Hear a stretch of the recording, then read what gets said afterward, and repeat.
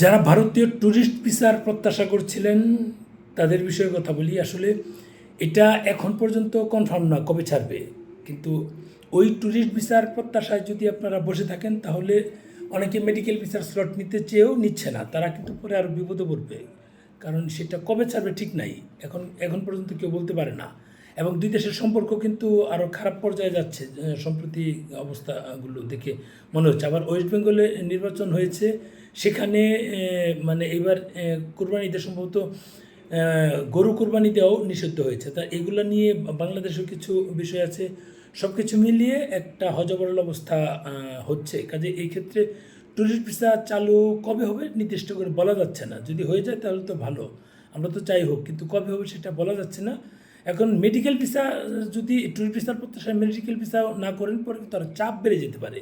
তাই অনুরোধ করব, যারা মানে মেডিকেল ভিসা যেতে চাচ্ছেন, যাদের ট্রিটমেন্ট করতে হবে, ডাক্তার দেখাবেন, তারা দ্রুত যোগাযোগ করুন।